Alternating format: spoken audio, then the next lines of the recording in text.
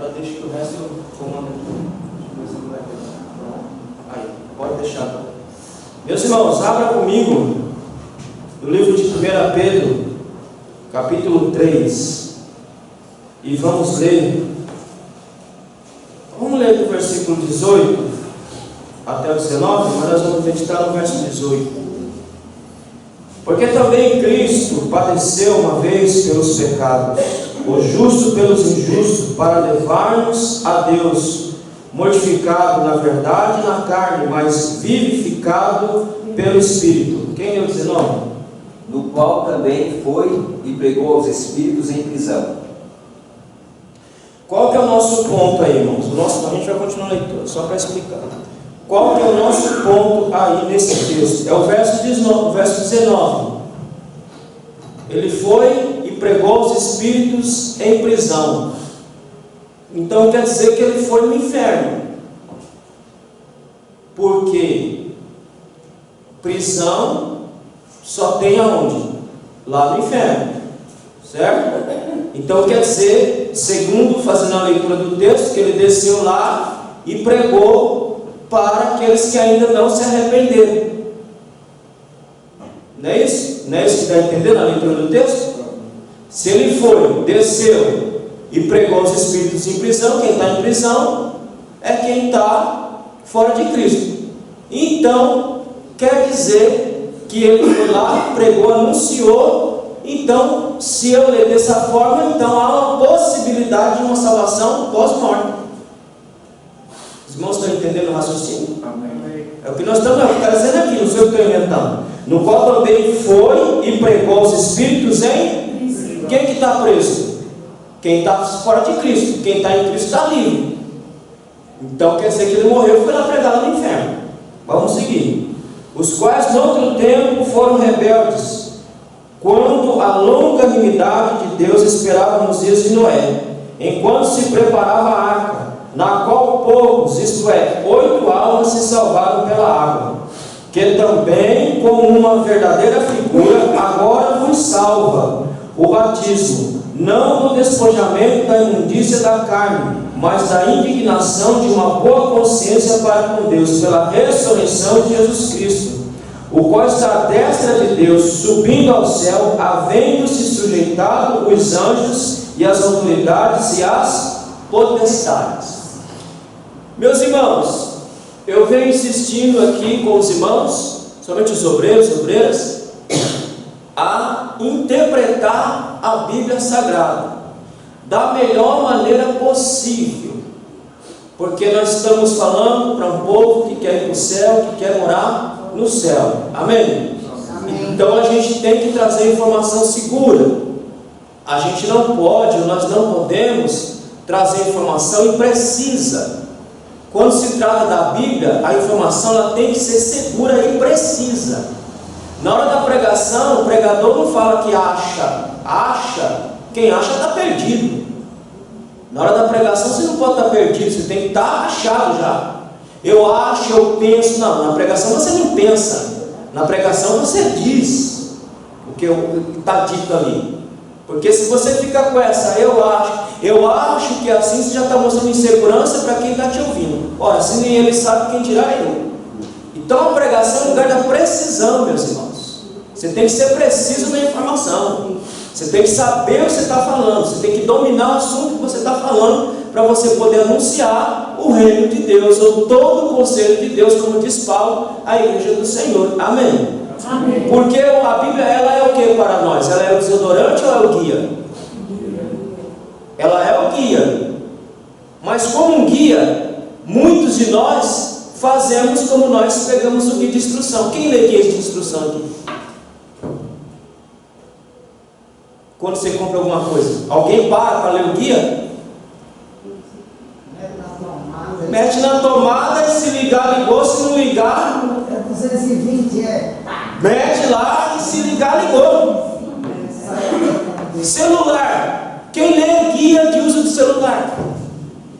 Tem irmãos que compram celular de 3 mil, 4 mil reais e só sabe digitar. Um celular de 3 mil, de 4 mil, ele tem muitas possibilidades que você pode usar. e que você pode manejar bem. Agora, precisa ler o guia de instrução. Se você não ler o guia de instrução, você não vai utilizar aquele celular com toda a sua funcionalidade. É igual guia de carro. Quem é que comprou carro novo aqui e lê o guia do carro lá, que vem no carro lá? Bota a gasolina, vira a chave, sai andando e vai embora. Mas o carro tem tanta funcionalidade dentro dele que você não sabe, não utiliza para ter uma direção melhor, direção mais segura, uma direção mais econômica, e você não sabe por quê? Porque você não lê o guia. Aí você sai lá dirigindo lá e na doida. A Bíblia, ela é igual guia. Muitos de nós pegam esse guia e fazemos o que com esse guia? Deixamos lá. Quando é que pegamos? Quando a gente lembra que a gente tem que vir para o culto. E quando o pregador, se ele for mais ou menos bom, ele vai abrir a Bíblia e falar para você: fica com ela perto que nós vamos meditar aí. Mas ela é um guia que tem que ser. Você quer, todo mundo quer ir para o céu, não quer? Mas tem que saber como é que chega lá. Tem que saber como é que é o cidadão que vai morar no céu. Está tudo aqui na Bíblia. Então o nosso tema de hoje é esse aqui, ó. Respeite o contexto. Qual que é o problema da interpretação bíblica? O problema da interpretação bíblica é que muita gente não respeita o contexto. Tira o versículo isoladamente, lê o versículo e diz: é isso aqui. Nós vamos ver alguns exemplos aqui. O que é contexto? Vamos primeiro saber o que é contexto primeiro, senão também fica difícil. Então o que é o contexto? Só o contexto ajuda a definir o exato significado da palavra. Por exemplo, ele colocou uma frase aqui: essa expressão fogo, essa expressão não significa o mesmo diante de um prédio em chamas e dentro de um campo de tiro. Certo? Você está lá num estande de tiro, você fala fogo, o que você vai entender? Hã? Vamos, meus irmãos. Dá um tiro. Fogo, dá um tiro. Por que você sabe que a palavra fogo ali significa dar tiro?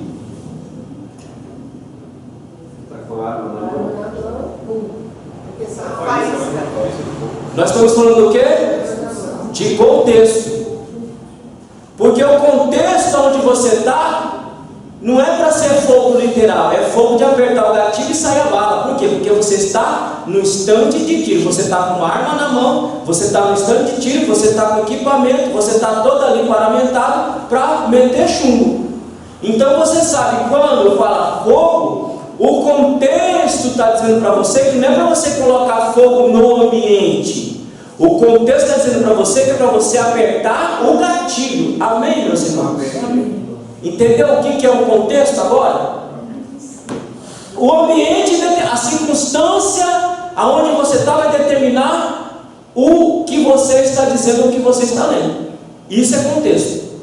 Se eu falar, aí você pega lá o prédio pegando fogo, aí você sabe que não é para atirar. Por quê? Porque o prédio está pegando fogo. Então você está falando de uma edificação que está pegando fogo. Por que você sabe? Porque o contexto, a circunstância te mostra que a palavra fogo ali não é fogo para tirar. A palavra fogo ali é fogo que está pegando literalmente. Não jogar a arma no chão e pegar assim, né? Pronto. Entendeu a importância do contexto? Vamos lá. Um dos grandes problemas da interpretação bíblica é lermos o texto fora do seu contexto. Vamos abrir, vamos ler, nós estamos aqui para ler e aprender contexto. Abra em Mateus capítulo 18. Porque onde estiver 2 ou 3 reunidos em meu nome, aí estou eu no meio deles. Qual que é a interpretação que nós damos para esse texto? Se estiver 2 ou 3 reunidos em meu nome, eu estou no meio deles. Qual a interpretação que nós damos para esse texto?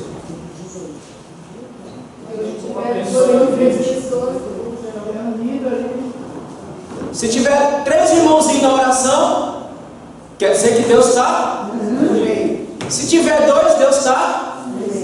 Não é assim que nós interpretamos esse texto? Por que nós interpretamos erradamente? Porque está errada essa interpretação. Essa interpretação não tem nada a ver com a quantidade de pessoas que tem dentro de uma igreja. Nada a ver. Como foi arrancado do contexto faz tempo, então toda vez que nós lemos Mateus, capítulo 18, versículo 20, nós lembramos: meus irmãos, fica tranquilo, tem poucos irmãos, mas a Bíblia diz: aonde estiver 2 ou 3 reunidos, Ele está no nosso meio. Não é isso que nós falamos toda vez? Mas está errado, meus irmãos. Vamos ler aqui, fica mais fácil. Vamos colocar o versículo 18 no seu contexto, no todo, para a gente ver do que é esse 2 ou 3 que ele está falando aí. Vamos avançar aqui. Olha lá, como nós interpretamos esse texto? Vamos lá. Vamos seguir no Mateus aqui, depois eu vou para o outro texto aqui. Então, Mateus capítulo 18, versículo 20. É isso aí?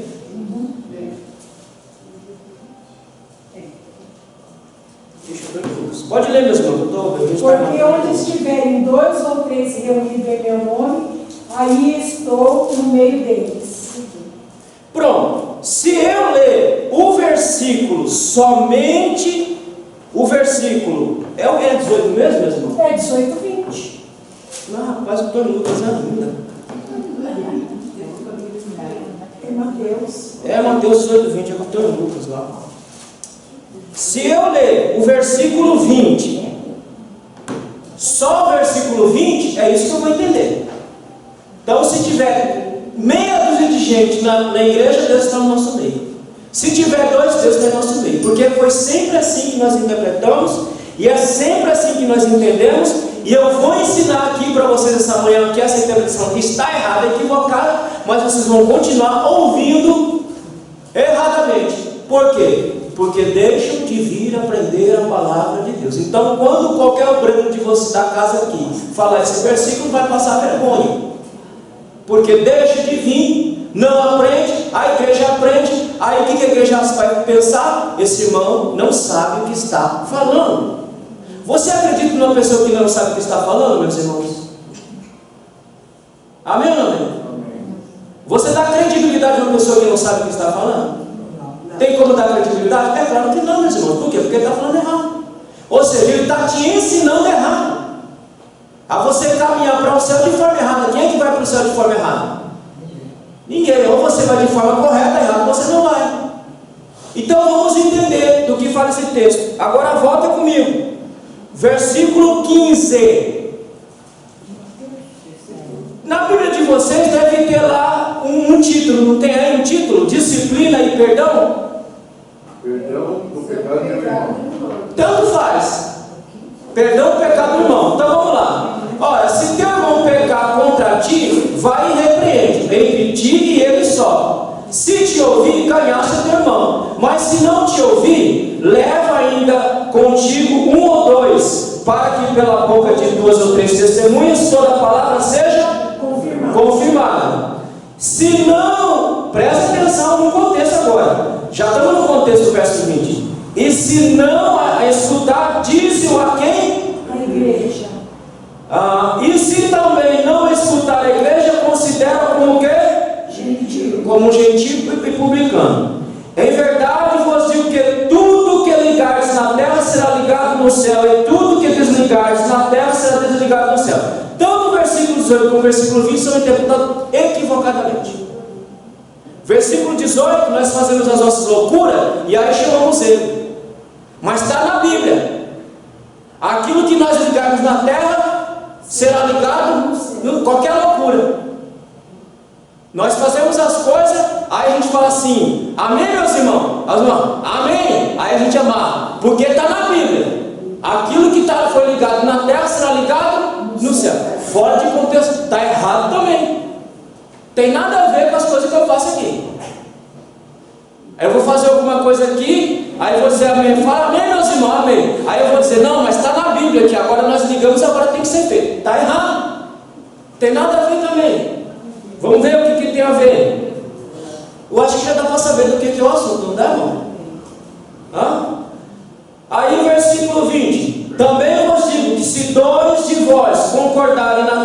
acerca de qualquer coisa que pedirem, isso será feito por meu Pai que está nos céus. Porque onde estiverem 2 ou 3 reunidos em meu nome, aí estou no meio deles. Qual é o assunto do texto, meus irmãos? Acerca da disciplina. Quando a igreja se reúne para aplicar a disciplina em um crente, aí Jesus está no meio, dizendo: ó, o que vocês estão fazendo está certo e correto, por isso eu estou no meio de vocês quando vocês estão aplicando a disciplina. Não é que Deus não está no nosso meio, Ele está em nosso meio. Mas o versículo 18, o versículo 20, tem a ver com a questão da disciplina na igreja. Ele está falando de testemunhas, não é? Chama 1 ou 2 testemunhas para testificar aquilo que você chamou o abençoado lá, para tentar corrigir o abençoado lá. Ele não se corrigiu. Qual é o próximo passo que Jesus ordena? Leva a igreja. Se ele não ouvir nem a igreja, considere como o quê? Como publicano, como um gentil. Então, este versículo está falando da aplicação da disciplina no meio da igreja. Amém, meus irmãos? Amém. É difícil entender o que eu estou falando? É difícil porque são vários anos interpretando errado e entendendo errado. Por quê? Porque tiramos o texto, um versículo, tiramos do seu todo, interpretamos erradamente. Quando eu coloco no versículo, aí eu entendo o que ele quer dizer. Ele está falando, quando a igreja se reunir para aplicar a disciplina, eu estou no meio. E o que vocês decidirem aí, será decidido aqui no céu também. Relação à disciplina em relação ao irmão pecador. Amém, meus irmãos? Então, o versículo 20 nada tem a ver. Quando tiver 2 ou 3, Jesus continua no nosso meio. Aliás, Ele não continua no nosso meio só quando nós nos reunimos aqui. Ele está conosco. E a Bíblia diz que Ele está conosco até a consumação de todas as coisas. Então, este versículo especificamente está dizendo: quando a igreja se reunir para aplicar a disciplina em algum crente que está desviado ou está em pecado, então Deus está ali no meio, confirmando aquela disciplina. Amém? Amém. Por que a igreja se perde como o mundo se perde? Por que, meus irmãos? Porque falta disciplina. A igreja está igual aos pais. Esses dias eu vi um menino e eu fiquei com vontade de dar surra naquele menino. Não era meu filho, não. Era filho alheio. Mas eu fiquei com vontade de dar uma surra para aprender com a disciplina, para aprender a se comportar. Então, quando falta disciplina no meio da igreja, aí é isso que dá. Aí nós achamos que a vida é isso mesmo, que a vida vai ser tocada desse jeito que a gente acha que tem que ser tocada. Mas se há disciplina, há correção. Muitos irmãos não entendem disciplina como correção. A disciplina não é castigo, a disciplina é correção. É corrigir um caminho que está entrando por um desvio. Então Jesus diz: olha, quando vocês se reunirem para disciplinar alguém que está desviando do caminho, eu estou com vocês ali, aplicando com vocês a disciplina. O que vocês decidirem aqui vai ser decidido também no céu. Então é disso que fala Mateus capítulo 18, versículo 20. Amém, meus irmãos? Amém. Mas vocês vão continuar ouvindo erradamente do mesmo jeito, porque tem muita gente que não gosta de estudar a Bíblia. Aí fica pegando um pedaço da Bíblia e jogando para vocês, e aí quando você coloca no texto inteiro, você vai dizer: esse irmão não sabe nem o que ele está falando. Aí você não quer nem ouvir mais o irmão. Por quê? Porque não sabe o que ele está falando. Irmão, as pessoas gostam de ouvir quem sabe o que tem para dizer. Vocês viriam aqui se eu fosse um péssimo ensinador? Alguém viria aqui? Poderia até vir, mas vinha aqui já aborrecido, sabendo que ia sair daqui sem nada. Por quê? Porque quem está falando é um péssimo ensinador. Não sabe nem para ele, quem dirá para ele ensinar. É o que está acontecendo nos púlpitos hoje. Tem muita gente querendo pregar, mas ele não consegue pregar nem para ele, não consegue falar nem para ele, mas ele quer falar para os outros também. Então, meus irmãos, quando você abre a Bíblia, o povo espera que saia da boca dos senhores e senhoras alguma coisa com conteúdo, para que ele saia daqui alimentado. Pregar a Bíblia não é ler o versículo e ficar repetindo o versículo, é explicar o versículo. É o que eu estou tentando passar para vocês, que vocês tenham habilidade para explicar o que vocês leram, o que vocês estão meditando. Irmãos, eu digo uma coisa: se Paulo, Jesus, Pedro, Mateus, Lucas viessem nos cultos pentecostais, irmão, eles iam pregar uma vez só, nunca mais eles viriam. Porque a pregação deles era pregação expositiva, em que eles se detinham em explicar as Escrituras. Não é o que Jesus fazia? Ele explicava as Escrituras. Os discípulos, apóstolos, explicavam as Escrituras. Explicar a Escritura, irmão, não dá tempo para você ficar berrando, urrando que nem leão, não. Explicar a Escritura exige concentração. Quem prega, quem sabe o que eu estou dizendo. Exige concentração sua, para que você possa fazer o povo entender a palavra que você está tentando transmitir para a igreja. Então, meus irmãos, é preciso que nós demos ao povo informação precisa. Outro versículo fora de contexto: posso todas as coisas naquele que me fortalece. Então aí a bandalheira é grande. Eu posso tudo, eu posso fazer tudo. Só lemos essa parte do versículo, né? Mas tem mais, vamos colocar ele dentro do seu contexto para ver o que é que nós podemos, porque não é todas as coisas que nós podemos segundo o texto. Vamos ler? Capítulo 4.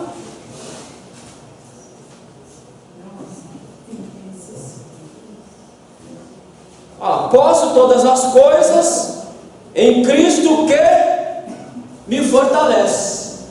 Quais coisas? Vamos ler a partir do verso 10. Ora, muito me regozijei no Senhor, por finalmente reviver a vossa lembrança de mim, pois já vos tinhais lembrado, mas não tinhais tido oportunidade. Filipenses capítulo 4, versículo 10. Paulo está preso.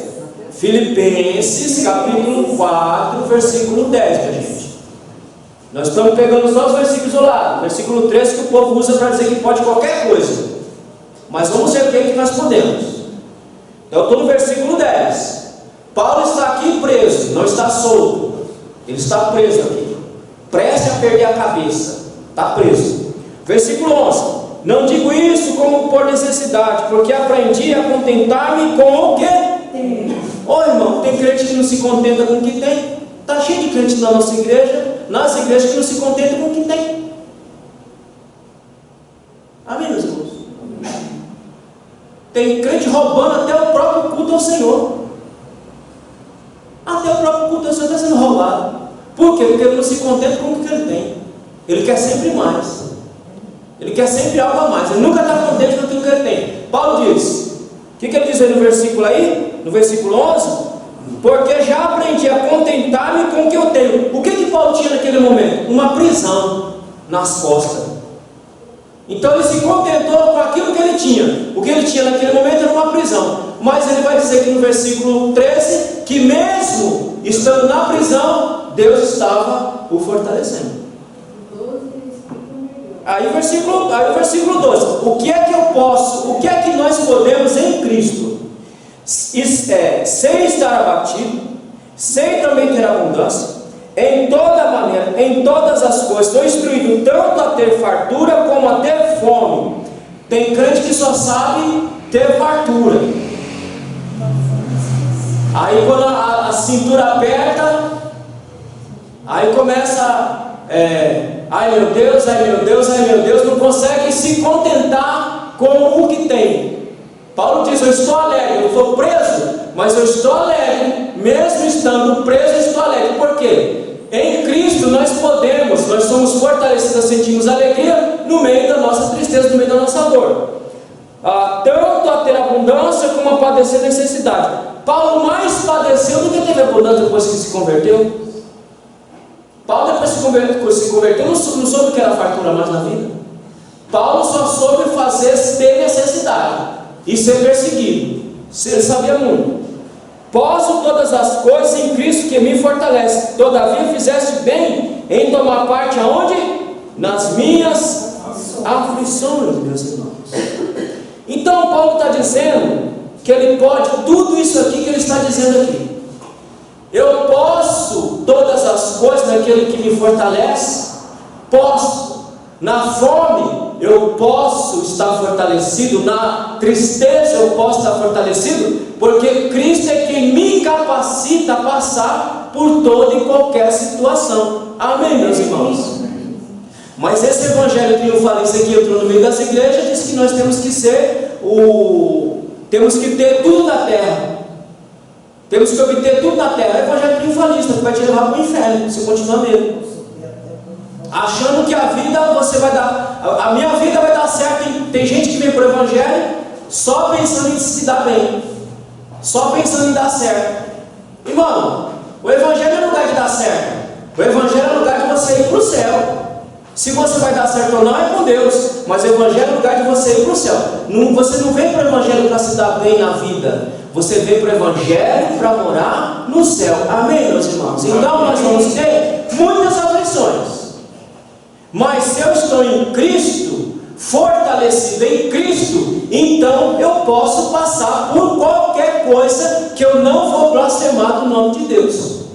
Tem irmãos que dão muito glória quando está tudo muito bem, né? Quando está tudo muito bem, aí dá glória a Deus que você até se espanta, né? Nunca nem viu. De repente o cara está dando glória, você vai verificar, não, porque aconteceu isso, aconteceu aquilo. Mas aí quando a coisa está apertando, o bicho está pegando o chicote estralando, aí você vê o crente arrumado, quieto, calado. Se eu estou em Cristo, eu posso todas as coisas naquele que me fortalece. Mesmo no meio da aflição, da necessidade, eu posso sentir contentamento, como diz Paulo, né? Porque ele começa a dizer lá no versículo 10, ele começa a dizer, ora, muito me regozijei. Me regozijei aonde? No Senhor. Porque o problema dos crentes é que eles querem alegria circunstanciada. Os irmãos entenderam o que eu disse agora? Alegria circunstanciada, ou seja, se minha vida estiver tudo bem, na minha família estiver tudo bem, na conta bancária estiver tudo bem, no trabalho estiver tudo bem, aí então eu consigo sentir regozijo. Mas olha a expressão que Paulo usa, irmão, a leitura bíblica tem que ser feita com atenção. Olha o que ele diz: ora, muito me regozijei aonde? Não na circunstância. Porque se ele fosse levar a circunstância em consideração, que ele estava preso, o que ele iria sentir? Tristeza. Mas estando no Senhor, mesmo estando preso, ele sentia alegria, porque ele está no Senhor. Amém, meus irmãos? Amém. Se nós estamos no Senhor, como diz Paulo, Ele nos fortalece e nós podemos todas as coisas nessa vida. Passar aflição, mas passarmos contente e alegre no Senhor, sabendo que o escape sempre vem da mão de Deus. Amém, meus irmãos? Amém. À noite eu vou pregar uma mensagem aqui muito bem conhecida nossa aqui, de Mateus capítulo 6, a partir do versículo 25, porque é uma leitura, esse texto também, irmãos, não está aqui no roteiro não, mas vamos dar uma olhadinha de leve, mas à noite tu vê, que aí você vai ver do que se trata o texto. Irmão, ele vai dizer, a partir do versículo 25, o cuidado e as inquietações. Ele começa, como é que ele começa o versículo? Por isso vos digo, não andeis cuidadosos, ou não andeis ansiosos. Por que o crente sofre de ansiedade, irmãos? Vocês querem saber? Porque vocês fazem do seu Deus um nada. É só isso. Por que crente fica ansioso, aperreado na vida? Porque faz do seu Deus um nada.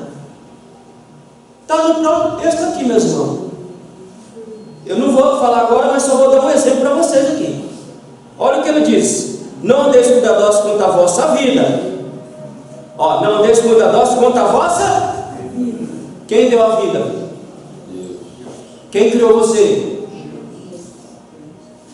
Quem criou não é poderoso para manutenir a sua existência? Sim. Amém ou não, irmãos? Não, ele já está dizendo de cara, não andais cuidadosos quanto à vossa vida, porque quem criou a vida, quem criou o homem, é poderoso para manter esse homem. Amém ou não? Amém. Então por que nós andamos ansiosos? Porque nós temos nosso Deus, um nada, um Zé Ruela virado na esquerda. É isso. A ansiedade, pastor, não é do que se comer, porque é outro tipo de ansiedade. Qualquer tipo de ansiedade, irmãos. É bom que você... Então, qualquer tipo de ansiedade, ela tem fundo espiritual.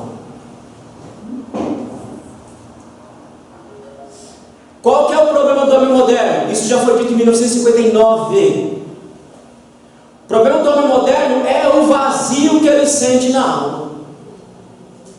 E o vazio na alma é a ansiedade. E o vazio na alma, que é a ansiedade, ela existe porque esse homem não tem fé em Deus. Porque quem realmente tem fé em Deus não vive ansioso com as coisas desta vida. Leia o versículo 30. Pois se Deus assim investe a erva do campo, que hoje existe e amanhã é lançada no forno, não vos vestirá muito mais a vós, homens de pouca fé. Está aí, irmãos. Está aí. A ansiedade. Aonde brota a ansiedade? No corpo? Não, a ansiedade bate na alma. A alma não é um ser espiritual. Se essa alma é um ser espiritual, essa ansiedade ela tem fundo espiritual.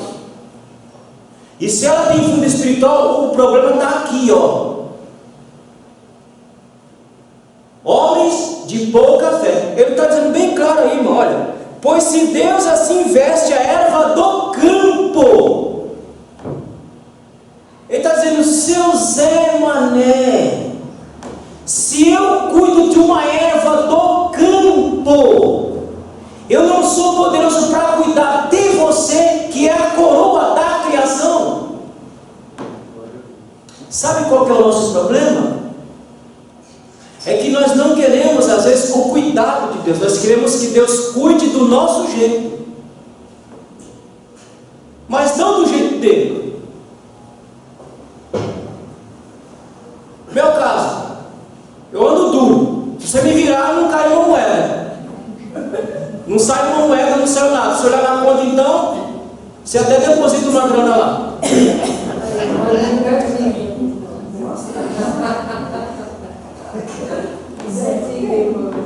Agora veja só. Eu não estou passando fome. Eu estou sem uma moeda no bolso. Mas eu estou parrudinho, corado, né? Bem apessoado. Por quê? Porque Ele tem cuidado de mim, não do meu jeito. Porque do meu jeito, qual seria o meu jeito? O Senhor me dá um trabalho que eu ganho dinheiro para poder me cuidar, para me sustentar. Eu quero dinheiro. Porque no meu caso, o meu cuidado para mim seria o meu bolso cheio de dinheiro. Esse é o meu cuidado de Deus para mim. Esse é o meu jeito. Mas o jeito de Deus cuidar de mim é diferente. O problema está aí, meus irmãos. É que nós queremos o cuidado de Deus, mas não do jeito de Deus, mas do nosso jeito. Nós estipulamos qual é o cuidado que nós queremos. Se nos falta comida, eu quero meu armário cheio. Se nos falta dinheiro, eu quero a conta cheia. Se me falta um carro, eu não quero um carro velho, eu quero um carro novo. Se me falta um trabalho, eu não quero qualquer trabalho. Esse é o problema. Por isso que ele fala, homens de pouca fé. É por isso que bate a ansiedade. E aqui, irmão, à noite quem vir, eu vou gravar depois, eu ponho os irmãos também vai ver. Mas eu preguei isso aqui domingo passado lá. Então os irmãos aprenderam domingo passado lá. Eles vão aprender hoje aqui. Como nós diminuímos Deus na nossa vida, irmãos.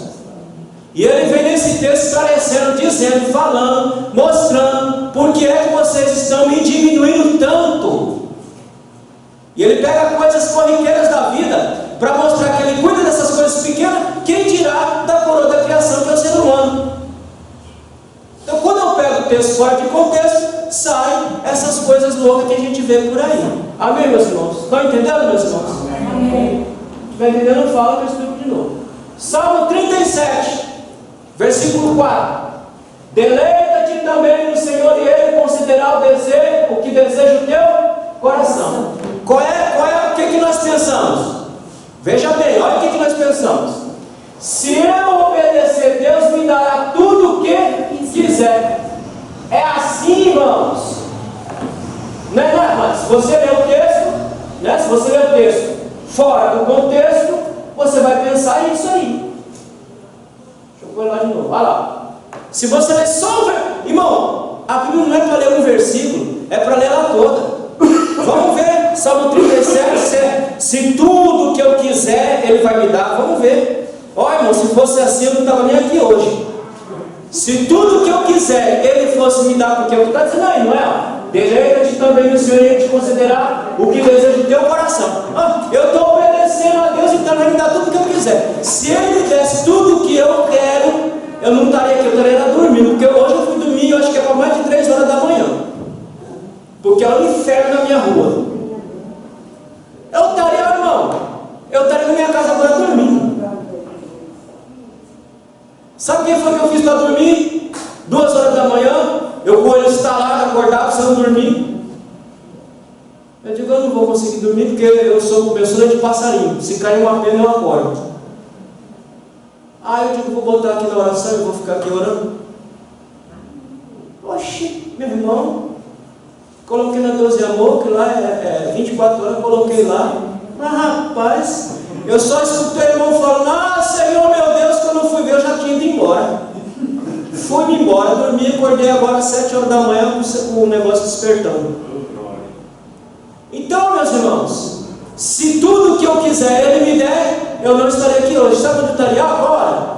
Se Ele me desse tudo que eu quero, me desse dinheiro e abastança, eu estaria em Fernando de Noronha, meus irmãos. Fernando de Noronha, Zé de Folgado. Se o Senhor desse tudo que vocês quisessem, ninguém serviria a Ele. Verdade. Tem uma frase de Caio Fábio. Quem conheceu eu conheci o Caio Fábio, eu sei quem foi Caio Fábio. E os mais antigos sabem quem foi Caio Fábio. Caio Fábio foi o único homem que eu tenho notícia do Brasil que tinha um programa diário na TV Globo. Ninguém conseguiu essa passagem. Caio Fábio todo dia estava lá na TV Globo lá. E se não me engano, aquele irmão que caiu também, mas graças a Deus se levantou. Como que é o nome dele? Eu estava vendo o testemunho dele pedindo perdão, uma coisa assim. Acho que é Jimmy Swagger, também passava. Mas do Brasil só Caio Fábio. Quando o Caio Fábio entrou no meio da política lá, que se enrolou e que ele caiu, depois ele disse o seguinte: irmão, eu era um filho mimado. Eu tinha tudo. E se Deus dá tudo para nós, sabe o que nós vamos nos tornar? Filhos mimados. Achando que Ele tem que dar tudo para nós a toda hora, a qualquer momento, do jeito que a gente quer. Deus não é assim. Deus não mima ninguém não, meus irmãos. Você acha que Deus fica lá? Deus quer filhos maduros. Filhos mimados são filhos imaturos. Não conseguem compreender, não conseguem entender, não conseguem andar. Então Deus nos trata como filho, mas Ele nos faz crescer para sermos não filho mimado, porque se nós nos tornarmos, se Deus desse tudo o que nós quiséssemos, nós nos tornaríamos os piores que estão da face da terra. Os piores. Irmão, o crente está tão violento. Ontem eu estava escutando um culto lá da igreja do pastor José Carlos da Paraíba, e eu coloquei um comentáriozinho. Aí lá vem um doido. Já que não respeita o nosso pastor. Eu digo, calma, meu irmão. Se você não entendeu o que eu coloquei aí, o que eu posso fazer? Mas eu conheço o pastor José Carlos de Lima. Eu escuto os cultos dele toda segunda-feira. Às 8 da noite tem culto de doutrina. Toda segunda-feira eu estou escutando aquele homem. Ou estou sempre escutando a mensagem daquele homem. Eu sei quem é esse pastor. E o cara não entendeu, já veio feito um animal.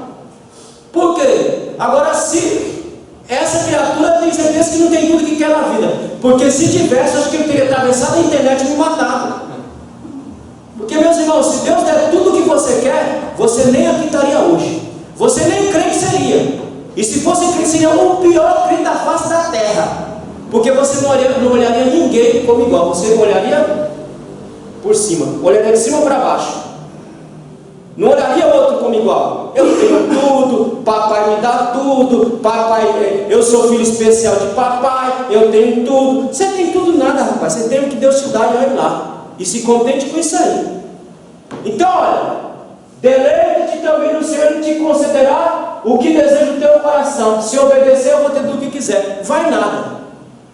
Você só vai ter o que Ele quiser dar e o necessário para você não desviar. Leia aí. Salmo 37, verso 1. Vamos, irmão, por causa dos malfeitores, nem tenhas invejas dos que obram a iniquidade. Continua. Porque cedo serão ceifados como a erva, e murcharão como a verdura. Verso 3. Confia no Senhor e faz o bem. Habitarás na terra e verdadeiramente serás alimentado. Aí o verso 4. Deleita-te também no Senhor, e Ele te concederá o que deseja o teu coração. Verso 5. Entrega o teu caminho ao Senhor, confia nele e Ele tudo fará. Ele tudo fará aquilo que estiver dentro da vontade dele, não da sua. Por isso que ele está dizendo: deleita-te. Não é isso que ele está dizendo no versículo 4? Deleita-te também no Senhor, Ele te concederá os desejos do teu coração, desde que o seu coração esteja alinhado com o coração de Deus. Desde que sua vontade esteja alinhada com a vontade de Deus, porque se não tiver, Ele não vai te dar. Ele só vai dar a você aquilo que estiver alinhado com a vontade dele, ou seja, Ele vai dar a você aquilo que você precisa e o necessário para a glória de Deus. Amém, meus irmãos? Não é tudo que você quer, não. Porque se Ele desse tudo que você quer, você seria o pior crente da face da terra. Seria um crente mimado, um crente chato, um crente insuportável. Já viu criança mimada? Olha, meus irmãos, graças a Deus que minha filha tem 24 anos. Sara nunca foi essas meninas mimadas, é a filha única. Quem conhece Sara sabe como que ela é. Né? Olha, meus irmãos, quando eu olho uma criança mimada, eu fico imaginando. Aí levanta a mão para o pai, para a mãe. Ai, que bonitinho. Mas ensina essa criança a não fazer isso, meus irmãos. Porque quando crescer vai achar que pode dar um tapa na sua cara. Filho não tem que ser mimado, filho tem que ser criado. Porque filho mimado acha que o mundo tem que dar tudo para ele. Aí vai dar trabalho para você e vai dar trabalho para a sociedade. Porque criança mimada dá trabalho para o pai e dá trabalho para o mundo também. Porque ele acha que ele tem que ter tudo na vida. E todo mundo tem que girar em torno dele. Diga, mano. Eu tive no mercado com a Rosa, né? Aí estava na fila, aí tinha uma senhora na nossa frente, minha netinha dela, né? Que tem uns 7 anos. A mulher pegou o brinquedo e foi passar no caixa com a avó. Aí a avó falou: não, minha filha, a avó não tem dinheiro não. Ela disse: não, mas eu quero. Ah, mas a avó não tem. Né? E ela ficou insistindo com a avó. E a avó falando daqui, dali, a menina não queria deixar o brinquedo. Aí começou a espernear, meu amigo. Começou a fazer esses cabelos lá na nossa frente. Aí o caixa levantou, falou: lá que esse brinquedo aí. Só não tem dinheiro para levar nada. Põe aí. Fica aí. Seu lugar.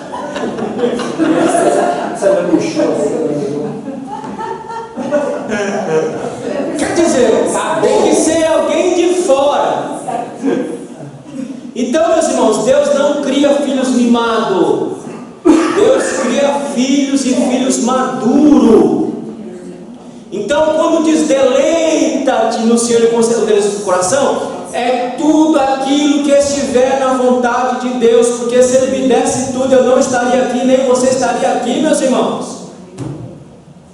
Eu tenho certeza que a maioria queria aqui uma conta cheia e recheada. Mas se um pouquinho só que não precisasse nem ficar pedindo muito para Deus, já estaria bom demais. Que eu não estaria aqui. No versículo 7 ele dá uma confirmação também, né, a respeito disso, né, pastor? No 7. Descansa no Senhor e espera nele. Não te indignes por causa daquele que prospera em seu caminho, por causa do homem que executa astutos intentos. Se eu descansar nele, eu vou ter tudo o que eu preciso para a glória de Deus. Amém, meus irmãos? Amém. Então não se lê um versículo, leia tudo para você entender o que o autor está querendo dizer, para você não entender errado e achar que Deus tem que te dar tudo a hora que você quer, do jeito que você quer, no momento que você quer, e Ele não vai fazer isso. Então, olha lá, portanto, na interpretação de um texto, temos que observar o texto dentro do seu todo e não em sua parte, fora do contexto maior. Para com esse negócio de ficar lendo um versículo. Leia o capítulo todo, leia o livro todo, leia a Bíblia toda para você entender o que ele está dizendo, para você confortar a sua alma, para você tranquilizar a sua vida, para você não se preocupar tanto com a vida. Leia ela toda, você vai entender a mensagem. Então vamos lá. Quando analisamos o texto, temos que estudá-lo levando em consideração. Meus irmãos, tudo que eu posso fazer para facilitar a vida de vocês, eu estou fazendo. Eu vou mandar todos esses slides que eu fiz até agora, eu vou mandar para vocês. Para o grupo do Itaí, eu vou mandar lá para o Itaí, para o grupo dos irmãos, vou colocar aqui na igreja, e aí pega lá e vai estudar. Lá no meu canal tem mais de 200, quase 230 vídeos. E eu falo de um tudo.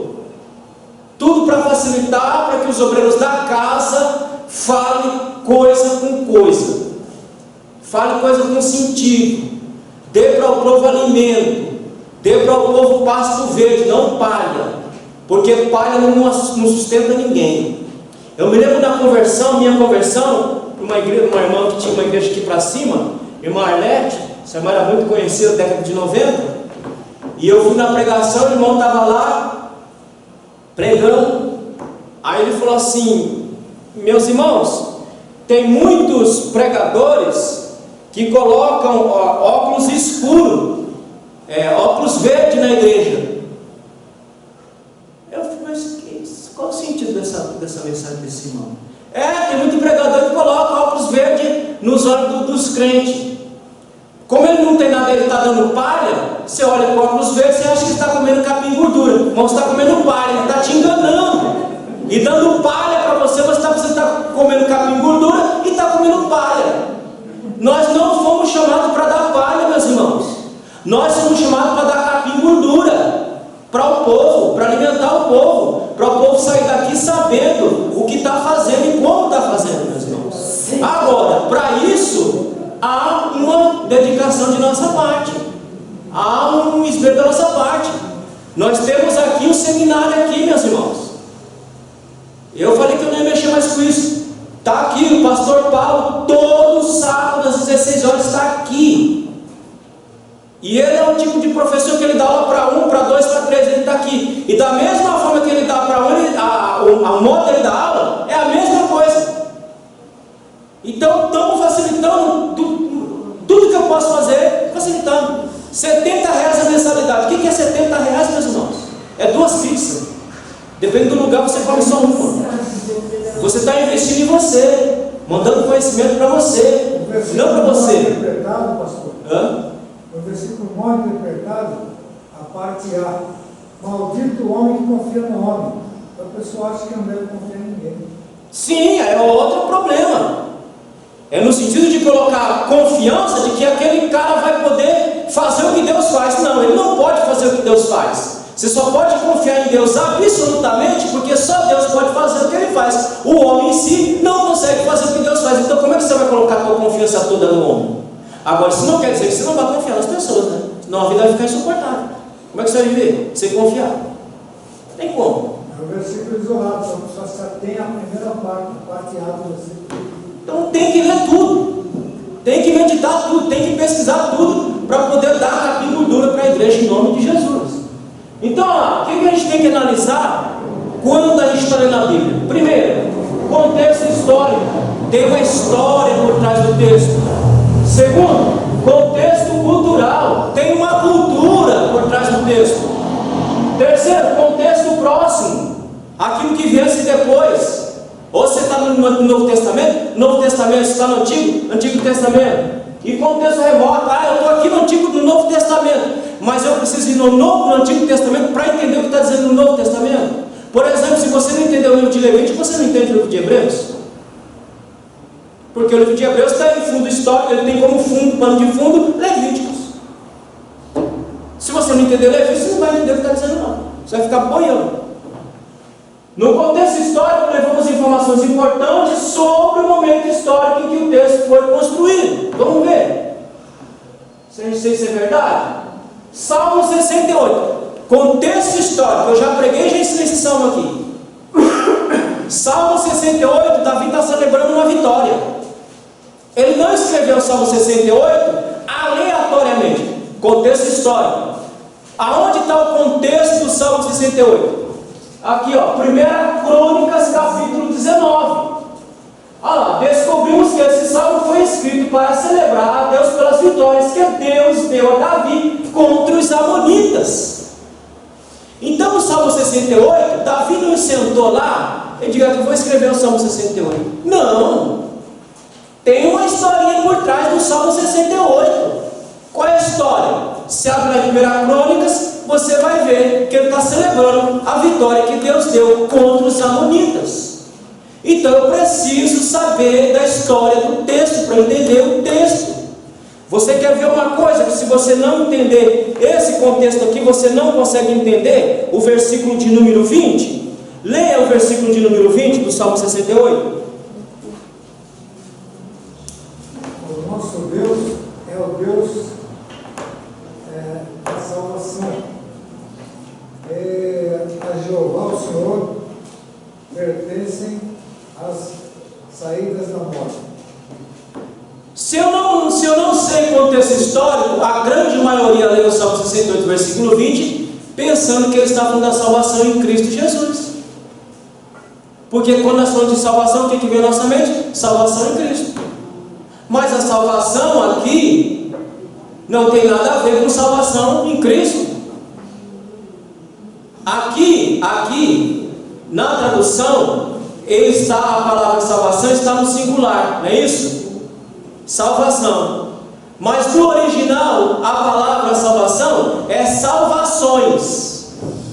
Porque se você ler 1 Crônicas capítulo 19, você vai ver que foram 3 vezes para a batalha. Nas 3 vezes Deus deu a vitória a Davi. Aí ele vai dizer aqui no versículo de número 20: nosso Deus é o Deus da salvação, e a Deus o Senhor pertence os livramentos da morte. Por onde os amonitas veio, Deus foi lá e deu vitória. Então ele está falando de salvação, de batalhas que ele enfrentou ali. Então ele enfrentou batalhas e ele celebra no Salmo 68. Mas Deus é o Deus da salvação, o Deus que livra-nos da morte. Por qual caminho ela vier, Deus nos livra. Porque foram 3 tentativas e 3 vezes o Senhor deu a vitória. Então eu preciso levar em consideração contexto histórico. Amém, meus irmãos? Amém. Agora, é claro, isso demanda uma dedicação. Mas pastor, isso aí eu não tenho essa habilidade, não. Isso aí é para o Senhor. Aonde está dito isso?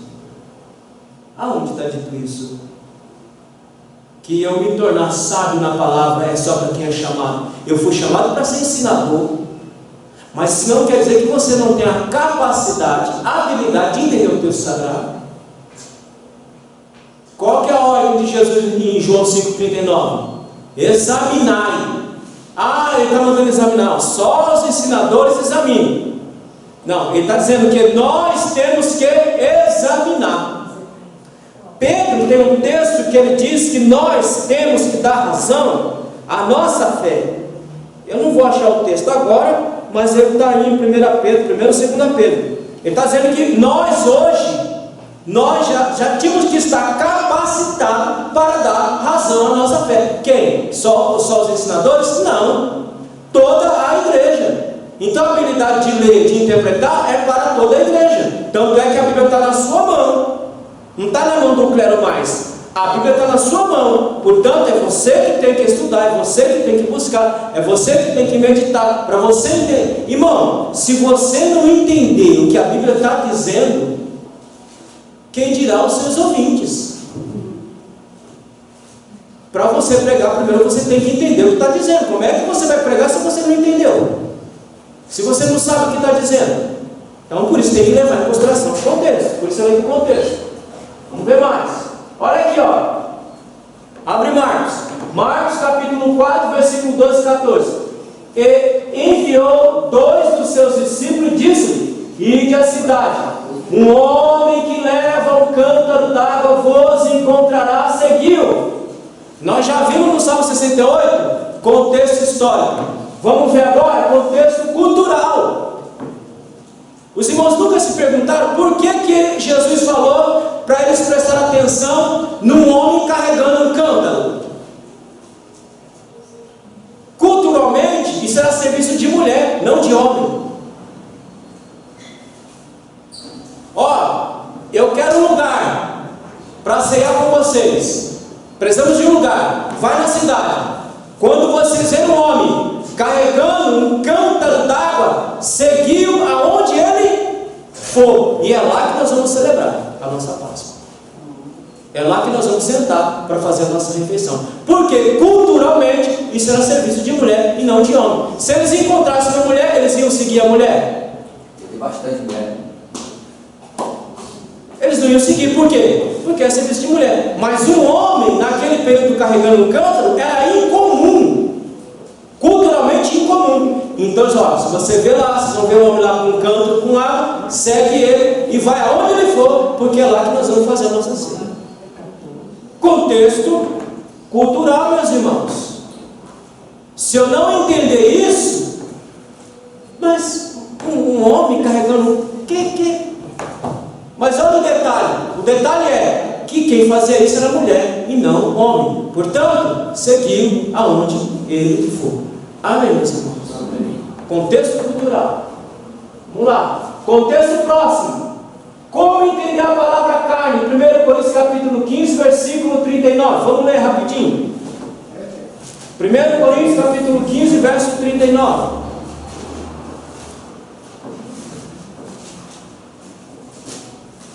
Quem achou, ler? Aí outro já abre aqui para mim, ó, Atos 2,26, outro abre em João 1,13, outro abre em Romanos 7,25.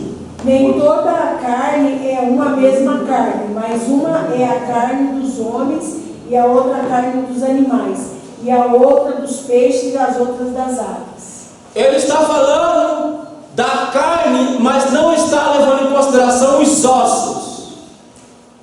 Ele está falando da parte sólida. Então, se eu ler o resto do texto, eu vou entender isso que eu estou falando com vocês, que eu não tenho tempo mais para ficar lendo tudo. Mas carne aqui está falando da parte sólida. Carne, o órgão. Mas não está levando em consideração os ossos. Então, nesse texto, carne significa a parte sólida. Atos capítulo 2, versículo 26. Agora nós estamos falando de contexto próximo. Atos 2, 26. Quem achou pode ler. Vamos, meus irmãos. Depois João 1, 13. Atos 2, 26. Por isso se alegrou o meu coração, e a minha língua exultou, e ainda a minha carne há de repousar em segurança. Agora ele está falando do corpo no seu todo, na carne e nos ossos, a sua completude. Se eu ler todo o versículo, todo o texto, eu vou entender o que ele está falando de palavra carne ali. Então eu tenho que ler o que vem antes, o que vem depois, e até outros livros também eu tenho que ler para poder entender o que ele está querendo dizer. O João 1,13. Filhos nascidos não do sangue, nem da vontade da carne, nem da vontade do homem, mas de Deus. Aí, carne está nesse sentido de natureza sensual ou animal, ou seja, o homem em si. Amém, meus irmãos? Amém. Se você fizer a leitura toda, você vai entender o que eu estou falando. Romanos capítulo 7, versículo 25. Dou graças a Deus por Jesus Cristo, nosso Senhor. Assim que eu mesmo, com entendimento, sirvo a lei de Deus, mas com carne a lei do pecado. Ele não está falando de carne aí, ó, na parte sólida do corpo todo, nem de natureza sensual ou animal. Ele está falando aí de carne no sentido de natureza humana. Porque tem muitos irmãos ainda achando que é a carne que peca. Porque quando vai ler o texto não consegue entender o texto, não consegue ler, fazer a leitura de contexto próximo para definir naquele contexto o que significa a palavra carne. Aí continua achando que é a carne que peca. Mas quem peca é a alma, não a carne. Então aqui em Romanos 7,25 ele está falando da natureza humana, desta alma caída, regenerada, mas caída. É dessa carne que ele está falando, no sentido de nossa alma. Amém, meus irmãos? Entenderam? Estão entendendo? Amém. Vamos voltar lá para o texto que nós começamos aqui, ó. Vamos descobrir aonde foi que Jesus desceu para pregar, se ele foi no inferno mesmo. Mas vocês vão aprender aqui hoje e vocês vão continuar ouvindo dizer que ele foi lá no inferno, pregar para os espíritos lá no inferno. E o interessante é que no original nem aparece a palavra Hades. Então não sei de onde que entenderam inferno. Mas vamos ler. 1 Pedro capítulo 3 diz que ele, Cristo, pregou aos espíritos em prisão. Vamos ler versículo 20 e 22 para ver que espírito é esse aqui que ele está falando. Alguém me ajude aí a ler? Versículo 20. Os quais em outro tempo foram rebeldes, quando a longanimidade de Deus esperava nos dias de Noé, enquanto se preparava a arca, na qual poucas, isto é, 8 almas se salvaram pela água, que também, como uma verdadeira figura, agora vos salva, batismo, não do despojamento da imundícia da carne, mas da indagação de uma boa consciência para com Deus, pela ressurreição de Cristo Jesus Cristo. Verso 22. O qual está à destra de Deus, tendo subido ao céu, havendo-se-lhe sujeitado os anjos e as autoridades e as potências. Então nós estamos falando de um contexto próximo. Agora vai para 2 Pedro capítulo 2, versículo 5.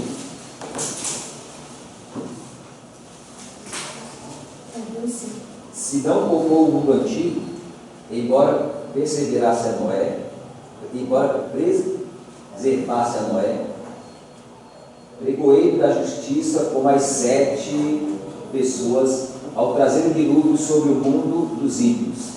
Querido, quando diz 1 Pedro capítulo 3, versículo 19, que Cristo pregou aos espíritos em prisão, a interpretação que nós acabamos de ler aqui, do versículo 20 a 22, está falando que em Noé, Cristo já estava anunciando a justiça de Deus. Amém, meus irmãos?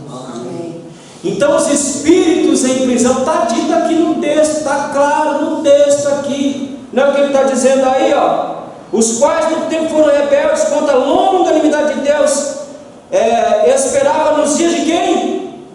De Noé. Então em Noé, Cristo já estava anunciando a justiça de Deus em Noé.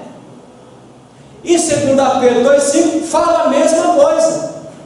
Pela paciência, pela longanimidade de Deus, Deus, Cristo em Noé, pregoeiro da justiça, já estava anunciando a palavra de Deus. Porque, meus irmãos, se eu entender que Jesus desceu no inferno para pregar, então eu vou entender que ele deu uma oportunidade para aqueles que morreram sem ele na morte. Então em Noé já havia. Ele foi pregado no inferno, né, irmão? Espera aí, vamos para o quarto singular, como disse o Jack. Fala, Jesus. Em Noé já havia consciência do erro do ser humano. Sim, ué. Sim, porque Porque em Noé, Deus já estava, em Cristo já estava anunciando a justiça de Deus em Noé. Só que eles não quiseram ouvir. Quem são os espíritos em prisão? São aqueles a qual Noé estava pregando. Cristo em Noé já estava pregando a esses espíritos, ou às pessoas antediluvianas. Aqui na minha tradução, Diz: no Espírito foi e pregou aos espíritos que estavam presos. Estes eram os espíritos daqueles que não tinham obedecido a Deus quando ele ficou esperando com paciência nos dias em que Noé estava construindo a arca. É claro que a tradução do José é mais uma interpretação do que uma tradução. Então o tradutor aí já interpretou, já meteu aí. Mas é isso aí mesmo. O que tá dito ali na Bíblia do José é o que eu acabei de explicar aqui. Que em Noé, Cristo já estava anunciando. Então os espíritos em prisão são antediluvianos, que ele estava anunciando já em Noé a justiça de Deus. Amém, meus irmãos? Mas é claro que você vai achar a pessoa dizendo que ele foi lá e esfregou para espírito em prisão ou no espaço cósmico, um monte de coisa lá. Mas a interpretação está mais clara do que um copo de água. Tem gente que faz isso aqui uma batalha louca. E é debate, não sei mais para debater o que? Uma coisa que está mais clara do que um copo de água. Que já está dizendo que Cristo em Noé já estava pregando. Como é que eu sei disso, meus irmãos? Pela leitura de contexto. Lê tudo que vem antes, lê tudo que vem depois. Se precisar para outro livro, vai para outro livro para você entender o que está dizendo no texto. Para clarear. Noé agiu como um protótipo de Cristo. Sim, já estava lá, pregoando a justiça de Deus. Então lá, o contexto ajuda a entender esse texto nos versos 20 e 22. Contexto remoto. Como entender a expressão sacrifício em Romanos capítulo 12, versículo 2? Vamos ler rapidinho? Romanos 12, 2.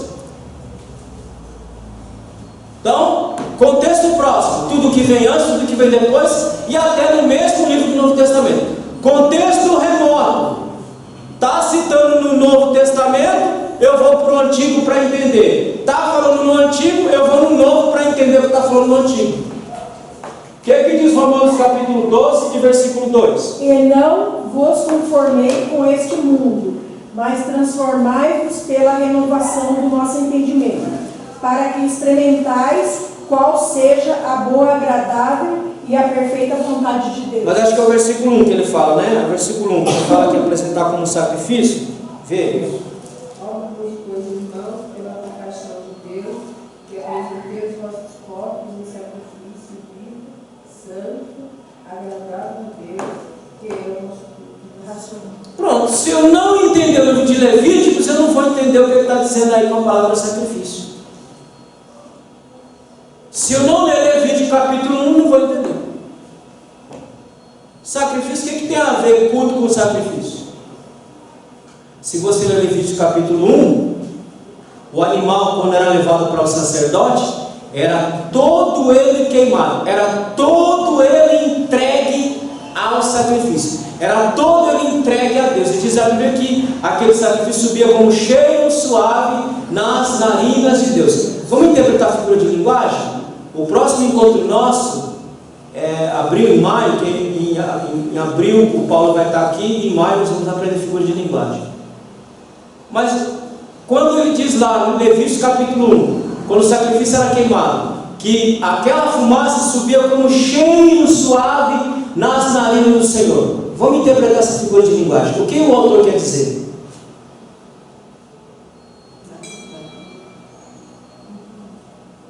O que o autor quer dizer? Diz que aquela fumaça do animalzinho queimado subia como um cheiro suave nas narinas de Deus. Hã? Ele aceitou o sacrifício?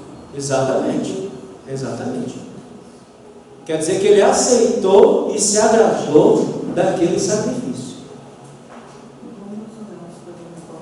Olha o que Paulo está dizendo. Irmão, tem muita gente que vem para o culto fede nas narinas de Deus. não cheira, fede. Sabe por quê? Porque não se entrega de corpo e alma na hora do culto. Não é um culto racional.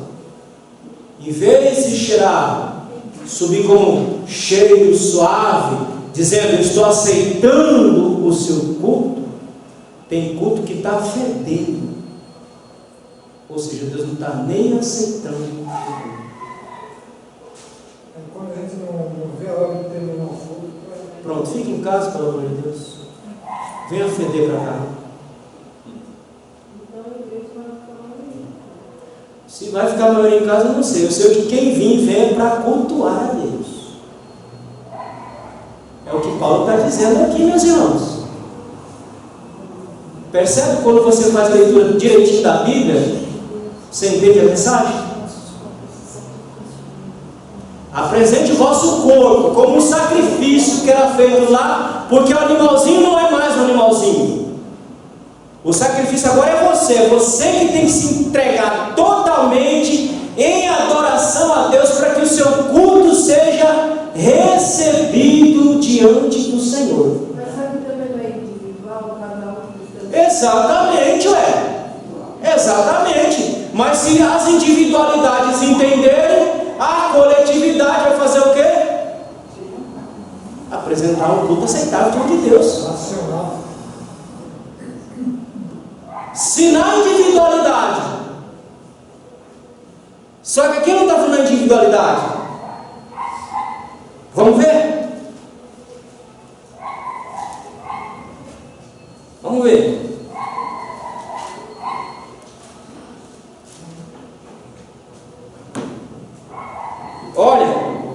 Olha o que ele está dizendo aí. Lê. Verso 1. Rogo-vos, pois. Sim, continua. Pela compaixão de Deus, que apresenteis o vosso corpo. Aí, vamos só a primeira parte. Rogo-vos, pois, irmãos. Isso aí está no singular ou está no plural? A ordem é para quem? Não, mas quando eu falei individual, você falou assim, o culto cheira, mas cada um. Sim, eu estou entendendo o que você está falando, Marcelo. Um outro vai fazer isso. Mas é o culto da congregação. Por isso que eu digo, se cada indivíduo, os irmãos entendem agora por que a gente tem que entender o que a Bíblia diz, irmãos? Se cada um entender que é o sacrifício que tem que vir para cá para apresentar um culto verdadeiro a Deus, as individualidades vão se completar na coletividade e vamos apresentar um culto aceitável a Deus. Não um. Paulo não está dizendo que é para um, ele está dizendo que é para a igreja toda. Mas se esse um conseguiu fazer isso, amém. Mas se a igreja toda fizer isso, amém 1000 vezes. Amém, meus irmãos?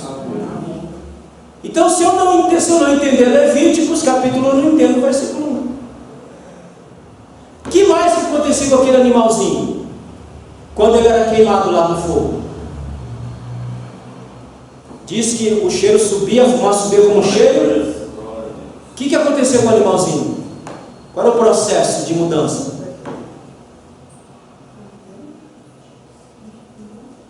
Qual era o processo, meus irmãos? Tinha algum processo de mudança ou o animalzinho continuava o animalzinho ali? Hã? Havia um processo de transformação. Era um monte de carne que virou uma cinza, que foi como um cheiro suave. Agora leia o versículo de número 2 do capítulo 12. Do capítulo 12, verso 2. E não vos conformeis com este mundo, mas transformai-vos pela renovação do vosso entendimento, para que experimenteis qual seja a boa, agradável e perfeita vontade de Deus. Ora, meus irmãos, cada culto é um culto, cada culto eu tenho que ser transformado, minha mente tem que ser transformada, renovada, para que eu possa transformar o mundo, ou pelo menos o mundo que está à minha volta.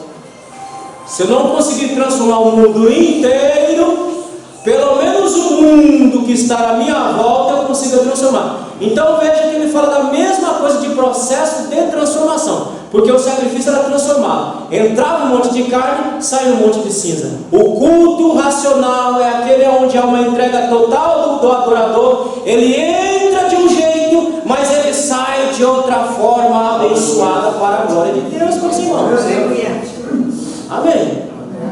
Então eu preciso entender o contexto remoto. Então, para eu entender Romanos capítulo 12, eu vou lá para Levíticos capítulo 1 para eu entender o que Paulo está dizendo aqui, porque ele está pegando a linguagem lá de Levíticos 1, mostrando para nós que se não houver um culto, uma entrega verdadeira, uma adoração verdadeira, não vai haver transformação verdadeira. Eu também não vou conseguir me conformar a Cristo ou me conformar ao mundo, quando eu tenho que me conformar a Cristo. Tá certo, meus irmãos? Então, contexto remoto. Eu não entendi aqui. Tem referência no Antigo Testamento? Tem. Deixa eu ler lá para eu entender.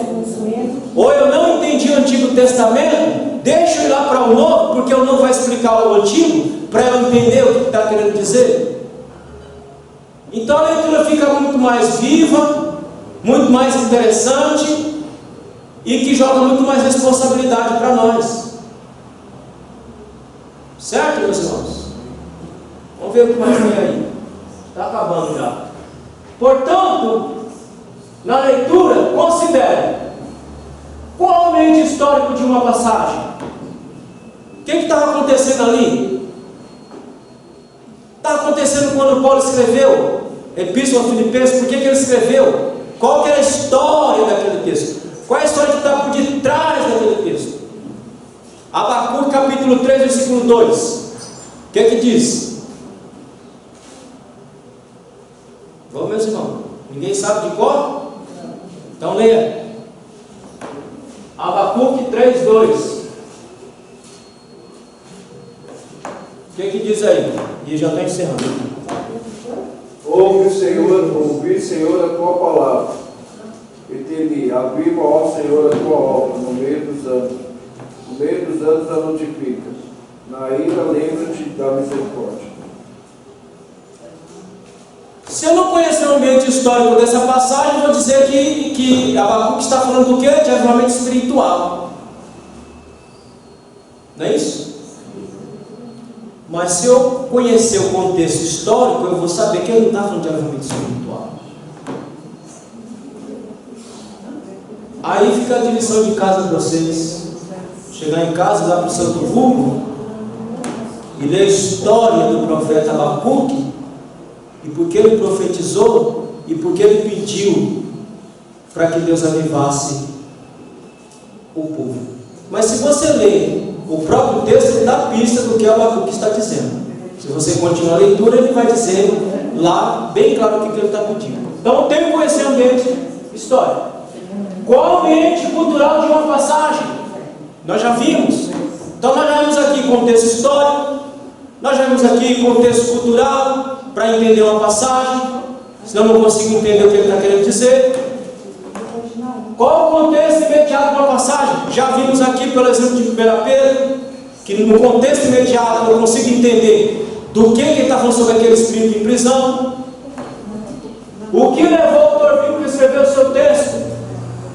Por que ele escreveu? Porque a Bíblia não foi escrita assim ao nada, ao léu. Sempre tem um motivo, sempre tem um propósito para que aquele texto fosse escrito. Nada é escrito do nada, sempre tem um propósito para escrever. Por exemplo, por que Paulo escreveu a epístola aos Gálatas? E por que ele disse: se um anjo vier do céu e pregar outro evangelho, seja anátema? Por quê? Vai para o Santo Lucro que você vai ver.